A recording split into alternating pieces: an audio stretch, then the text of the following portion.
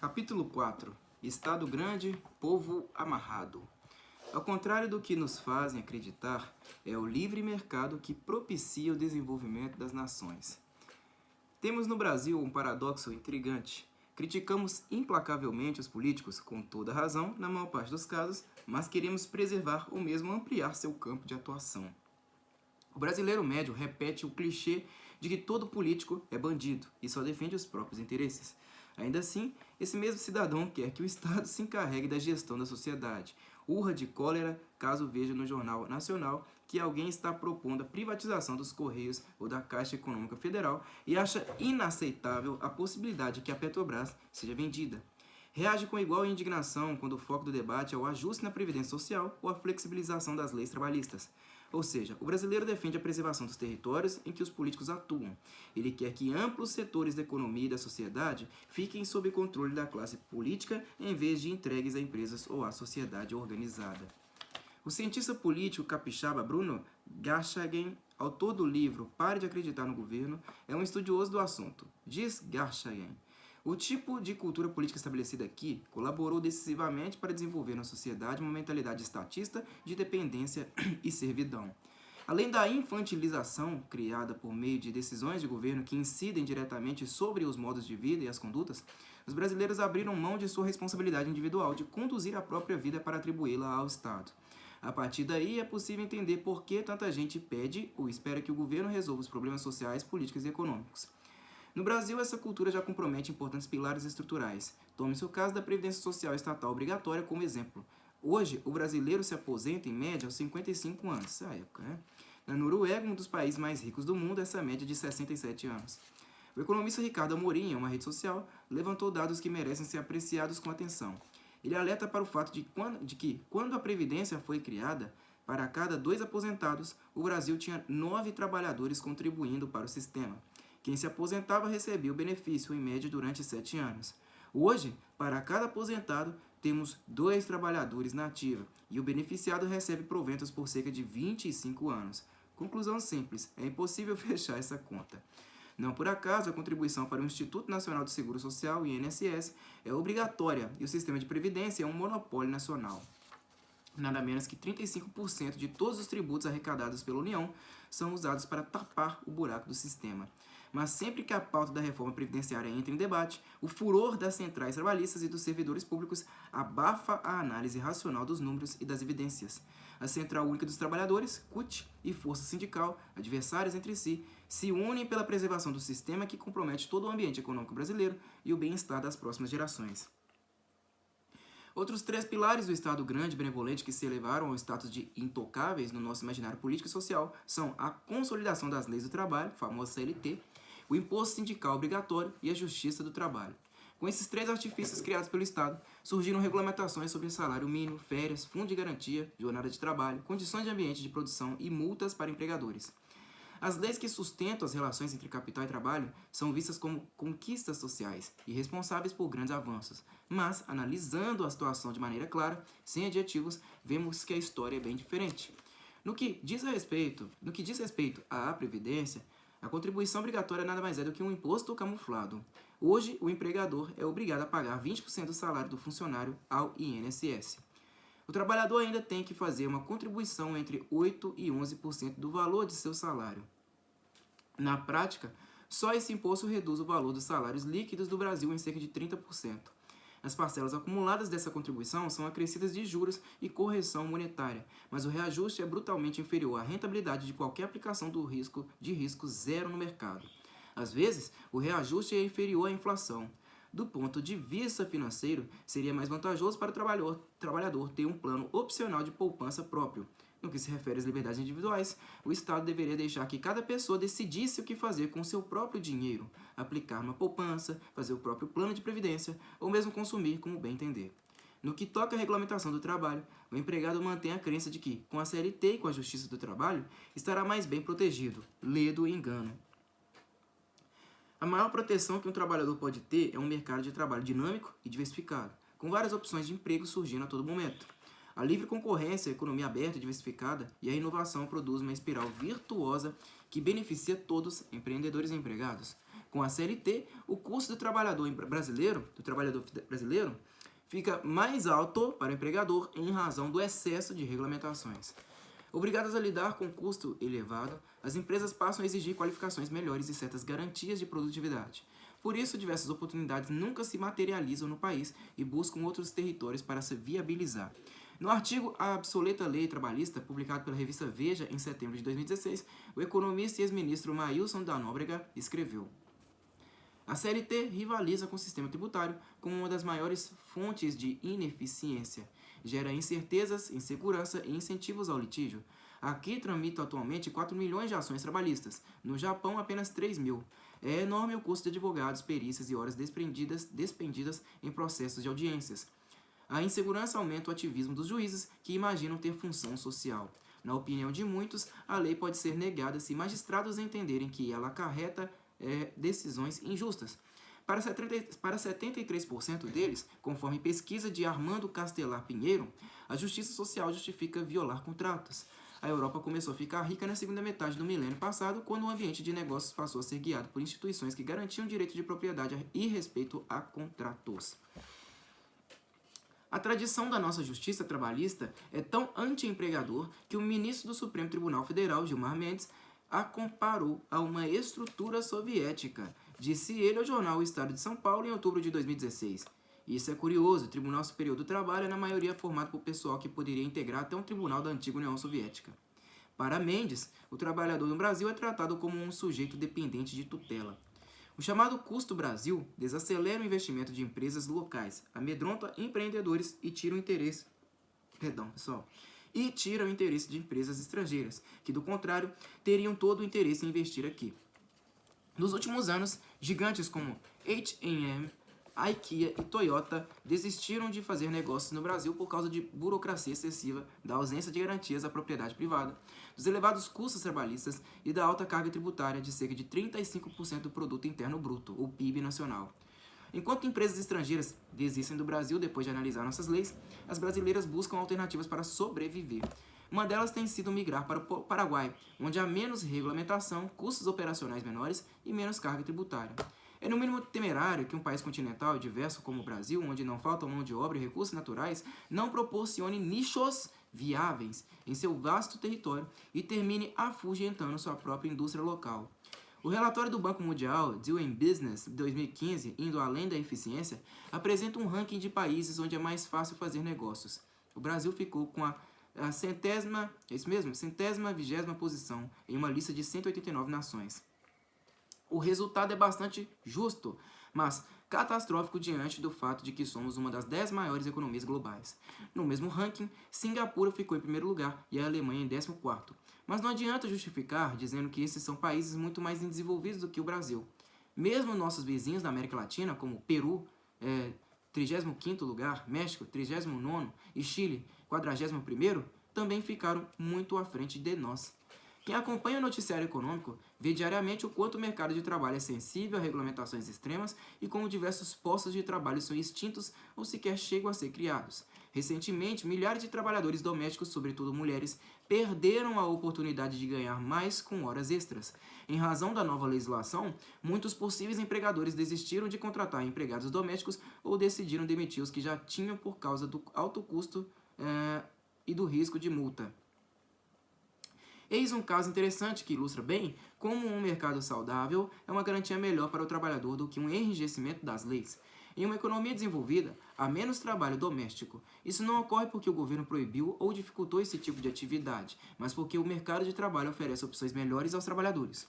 No Brasil, temos mais empregados domésticos porque, para muitos trabalhadores, essa é a única alternativa. O problema, evidentemente, não está com o trabalho doméstico, com quem decidiu ser ou ter um empregado em casa. Mas com as limitadas alternativas geradas por uma economia altamente regulamentada. Como o trabalhador não pode submeter seus serviços a custos inferiores ao determinados por lei, acaba ficando sem a experiência necessária para mais tarde concorrer a postos qualificados. Em economias mais desenvolvidas, a oferta de empregos é mais ampla e diversificada. As pessoas têm a oportunidade de escolher o que farão e o trabalho se encarece não por força de leis e impostos, mas segundo as leis básicas do livre mercado, da oferta e da procura. É um fenômeno saudável e o único modelo de fato sustentável. As pessoas passam a limpar suas próprias casas e a recorrer a serviços de conveniência como as lavanderias, que hoje no Brasil têm preços elevados. O que se fez no país com o reforço de leis que já eram rígidas é uma versão torta desse processo. Em um cenário de desemprego, o governo resolve deixar o trabalho doméstico ainda mais caro para o empregador. Isso produziu uma onda de demissões de empregadas, babás, caseiros, enfermeiros e motoristas. Quem defende a flexibilização das leis trabalhistas quer apenas que haja mais oportunidades de emprego e condições de negociação mais amplas entre empregador e empregado. Faz sentido ter de pedir permissão para poder trabalhar? Faz sentido suportar uma série de regulamentações e tributos para poder empregar? É claro que não. Por isso, as leis trabalhistas não passam de uma farsa jurídica. Além de limitar o volume e a variedade de opções de emprego para o trabalhador, a Previdência Obrigatória e a CLT criam um problema grave para os trabalhadores não qualificados e para os cofres públicos. Como o trabalhador não pode submeter seus serviços a custos inferiores ao determinados por lei, acaba ficando sem a experiência necessária para mais tarde concorrer a postos qualificados. Isso, por sua vez, cria pressão popular para que o Estado organize planos de preparação para o trabalhador. Na mesma moeda, fica difícil para um trabalhador que tenha um trabalho regular negociar um segundo trabalho com horários e remuneração flexível para a complementação de renda.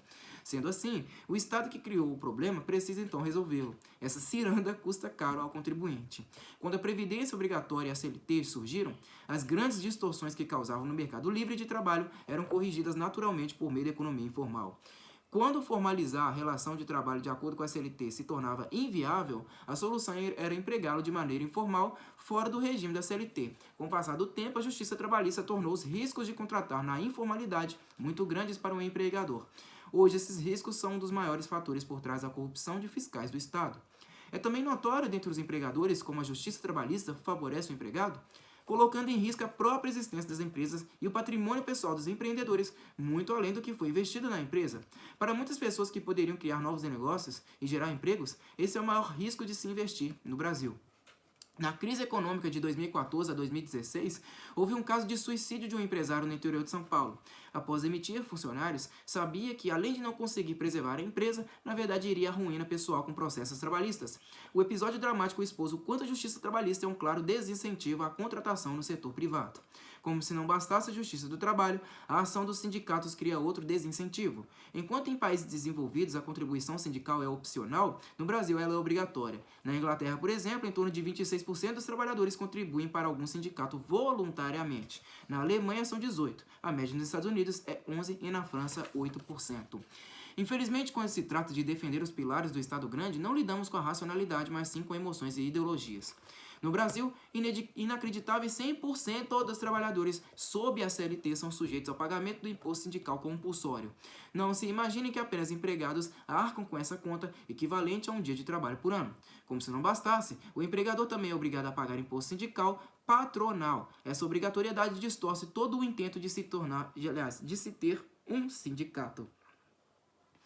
Um defensor racional do atual sistema trabalhista brasileiro poderia reconhecer algumas falhas e mesmo assim argumentar em favor de um certo nível de regulamentação. Ele diria que apesar dos infortúnios causados a empresários pela justiça trabalhista, a despeito de a CLT e a Previdência tornarem o trabalhador brasileiro caro e pouco competitivo, e mesmo os sindicatos de fato serem uma oligarquia e não representantes de classes, ainda assim é necessária uma legislação trabalhista que impeça, por exemplo, trabalho escravo e exploração de menores. Essas causas, obviamente, são legítimas. Nesses casos, o Estado deve intervir de modo firme, dado que se trata de ações coercitivas de pessoas, de empresas e mesmo de outras instâncias de governo contra indivíduos, famílias e comunidades.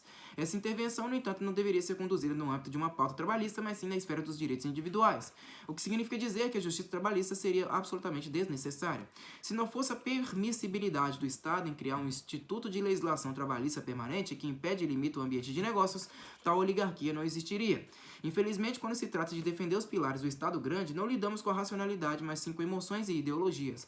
Para que um arranjo como esse se sustente no imaginário, é preciso eleger um grande inimigo do povo e do trabalhador. O capitalismo e seus agentes, os empreendedores e empresários, foram sistematicamente demonizados no Brasil. Assim, um dos sistemas de produção mais naturais que a humanidade concebeu foi reduzido à imagem do egoísmo e da busca desenfreada pela obtenção de lucro individual a qualquer custo, e o empresário apresentado como vil e desonesto, interessado apenas em explorar a sociedade trabalhadora. Essa narrativa ganhou força na sociedade com a colaboração das universidades, da mídia impressa e televisiva, digital, das rádios, de algumas igrejas e de diversos outros setores. Para que possamos fazer um contraponto justo que neutralize esse reducionismo vulgar, é necessário resgatar a definição de capitalismo. O termo capitalismo, assim como quase todos os conceitos analisados neste livro, passou por transformações e sofreu distorções políticas e redefinições ao longo do tempo. A acepção que mais me atrai é talvez a mais simples. Capitalismo é um sistema econômico baseado na propriedade privada dos meios de produção e na troca livre de bens e serviços para a obtenção de acúmulo de capital. Para compreender essa definição, observamos 3 pilares fundamentais, sem um dos quais desqualifica a definição. Vamos lá. Primeiro, capital. Refere-se a todo meio de produção. Não se limita a dinheiro. Inclui também crédito, máquinas, imóveis, móveis, matéria-prima, marcas, patentes, etc. Segundo, troca livre e livre mercado. Agentes econômicos, indivíduos e empresas, trocam bens e serviços livres de interferência do Estado, via tributação e regulamentação, e livres também do poder de influenciar preços por meio de controle de preços por oligopólios e monopólios. Puxa vida, capítulo 4 é grande, hein? Vamos continuar. Terceiro, propriedade privada. A propriedade privada é considerada privada quando uma pessoa física ou jurídica detém o registro do bem ou serviço, tem a liberdade de exercer e negociar o uso do bem ou serviço, exerce o controle do bem ou serviço e tem a liberdade de vender o bem ou serviço para quem quiser. Em suma, liberdade de registro, uso, controle e venda. Qualquer interferência do Estado no exercício de quaisquer desses fatores que caracterizam uma propriedade privada descaracteriza sua plenitude. Podemos definir o que seria a antítese do capitalismo, o socialismo. O socialismo é um sistema econômico baseado na propriedade coletiva e no controle coletivo dos meios de produção para a obtenção do bem-estar coletivo. Na contramão do que é postulado pelo capitalismo, no socialismo os meios de produção são de posse do Estado ou controlados pelo Estado por meio de regulamentações e tributação. No socialismo, os mercados não são livres, pois a maioria das empresas é controlada ativamente ou passivamente pelo Estado. Como o Estado determina a oferta de bens e serviços e controla os preços, o valor real de qualquer bem ou serviço não tem aferimento adequado e gera distorções em decisões econômicas de indivíduos e planejadores. Por haver um controle da oferta por meio de monopólios estatais e um controle da demanda conforme a fixação de preços e salários, há também um controle central da economia, o que obviamente não ocorre no capitalismo, como se vê no quadro de número 10 da página 61. Vamos ver aqui, controle de capital. Aí no círculo vermelho está aqui o total, né? Comunismo, socialismo, nazismo e fascismo, 100%. Aí depois vem o keynesianismo, e depois livre vem o liberalismo, 0%. Aí na legenda está o seguinte, a diferença entre os modelos está em quanto os meios de produção são controlados pelo Estado. Ok. No comunismo, socialismo, nazismo e fascismo era total. No liberalismo é totalmente livre, né? E keynesianismo está aí um pouco mais próximo do liberalismo. Vejam só.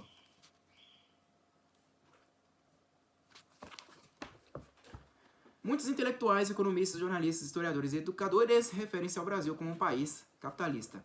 Antecipando uma análise que veremos mais à frente, adianto que o Brasil já não é um país capitalista. Aliás, vai fazer 100 anos que não temos aqui uma Constituição que possibilite o florescimento do autêntico capitalismo. Portanto, qual o motivo de vários brasileiros instruídos definirem o Brasil como capitalista quando o país de fato não é? A desinformação por parte de agentes do Estado é uma boa razão para essa dissonância, assim como o comodismo por parte da sociedade de não questionar o óbvio. Os termos capitalismo e capitalista são empregados pejorativamente para se obter cada vez mais controle por parte do Estado. Esses termos são utilizados de maneira negativa para supostamente justificar o que há de errado e injusto na sociedade e tudo sempre cai na conta do capitalismo e de seus agentes. O lucro para esses defensores do Estado grande é demonizado como um mecanismo egoísta, ganancioso e não visto como medida de sucesso, de bom trabalho recompensado. Segundo seus argumentos, para combater o egoísmo e a injustiça social resultantes do capitalismo, o Estado precisa intervir e controlar cada vez mais a economia. O irônico é que, na verdade, o capitalismo é a maior arma contra o lucro exorbitante e, ao mesmo tempo, o maior causador de ascensão e mobilidade social. Como assim? Quando as empresas são livres para competir entre si, a tendência é que a lucratividade de cada empresa caia. Se um empresário conquista alta lucratividade num setor, ele sinaliza para outros empreendedores que é positivo o retorno sobre o investimento naquele negócio. Assim, outros empresários passarão a atuar no mesmo setor, aumentando a concorrência. Para manter a sua lucratividade alta, o empreendedor precisa inovação, né? Precisa inovar para estar sempre um passo adiante da concorrência. Em momentos em que uma determinada empresa lidera a inovação, ela pode comandar preços mais altos por um breve período, mas essa alta de preços logo se desfaz assim que um competidor surja com algo similar ou ainda mais inovador. Esse ciclo constante e virtuoso reduz a lucratividade de quem mantém produtos e serviços defasados de baixa qualidade a alto custo. Quando empresas estão em verdadeira competição, é mais provável que surjam inovações reais, como novos produtos, serviços e tecnologias. Ao mesmo tempo, esse ciclo ofere ao consumidor final sempre o melhor produto e serviço ao menor preço. Numa economia regulada, uma empresa tem mais garantias de que pode permanecer no mercado sem inovar ou investir. Portanto, gera menos oportunidades no mercado de trabalho e menos benefícios ao consumidor. No mercado livre, quanto mais a empresa investir em inovação para se manter no jogo da rentabilidade alta, mais oportunidades de trabalho e melhores produtos e serviços surgirão. Esse último caso é o cenário ideal de capitalismo funcionando de modo adequado. Na realidade, é comum que grandes empresas que vençam o jogo em seus respectivos segmentos passem a dominar o mercado e tentem os mais variados estratagemas para eliminar a competição. Havendo um governo interventor, essas grandes empresas, curiosamente, passam a não ter interesse de estimular e defender o capitalismo no seu segmento, pois isso fomentaria mais competição e lucros decrescentes. Com o Estado interventor, essas empresas buscam saídas através de regulamentações por parte do governo e da burocracia para se manterem na liderança. É assim que se formam os oligopólios, os monopólios e as oligarquias econômicas. Em um Estado de direito moderno, adepto do capitalismo moderno, adepto do modelo capitalista, uma das funções primordiais do Estado é agir contra essas empresas concentradoras dos meios de produção, fragmentando seu controle econômico para garantir o ambiente do livre mercado. Nesses casos, o Estado age como uma força reguladora capaz de garantir a livre concorrência. Foi exatamente esse modelo que fez com que a Alemanha saísse da depressão pós-Segunda Guerra Mundial e se tornasse a maior economia da Europa em menos de 10 anos. Chamar esse período de milagre econômico. Tem aqui uma palavra em alemão que eu não vou saber pronunciar para vocês. E foi um modelo político econômico de ordoliberalismo, liberalismo ordenado, por assim dizer. Alguns liberais sustentam que essa intervenção contra a ação dos monopólios não seja necessária. Bastaria desregulamentar a economia e abrir-se livremente ao comércio global. Isso estimularia a livre concorrência internacional e, naturalmente, minimizaria, eu nunca pronunciei essa palavra, minimizaria as ações nocivas dos monopólios locais. Essa é, em síntese, a visão da chamada escola austríaca, cujo pensador mais célebre é o já mencionado Ludwig von Mises. Qualquer que seja o mecanismo de manter as empresas em livre concorrência, o princípio regente de manter o monopólio livre de manter o mercado livre de distorções causadas pelo Estado ou por monopólios e oligopólios é a melhor alternativa para a criação de oportunidades. Pessoal, eu não vou conseguir ler o capítulo 4 todo. Ele é um pouquinho grande, tá? Mas vamos tentar ler mais 2 parágrafos aqui. Um Estado oligárquico, por definição, não pode permitir o livre mercado típico do sistema capitalista. A razão é simples. Estado e oligarquias perderiam poder e controle. Um Estado oligárquico, como o brasileiro, tem uma economia controlada mais próxima de um modelo socialista do que do autêntico sistema capitalista descrito anteriormente. No que diz respeito à ascensão social, o capitalismo é infinitamente superior ao socialismo por 2 motivos. O primeiro é, mais uma vez, um tanto quanto óbvio. O socialismo pressupõe o fim das classes sociais e a estabilização, leia-se repressão, de toda a diversidade da sociedade em uma classe única. O segundo motivo, menos evidente, é porque o capitalismo de fato cria mais oportunidades e premia o mérito. Em um sistema capitalista, a necessidade de inovar para se manter à frente da competição produz inúmeras oportunidades e dá ao indivíduo o poder de escolher entre elas. São essas oportunidades que libertam o potencial econômico dos cidadãos em busca da satisfação pessoal. No caso do Estado oligárquico, a abertura de novas empresas, a contratação de funcionários, a inovação, a criação de novos produtos e serviços, tudo é burocrático e sobretaxado para criar empecilhos ao surgimento de novas oportunidades. Vou parar por aqui, pessoal. Eu sei que está muito interessante, mas eu vou ter que parar por aqui. Muito obrigado a todos vocês que me acompanharam até aqui na minha leitura. Até a próxima e falou!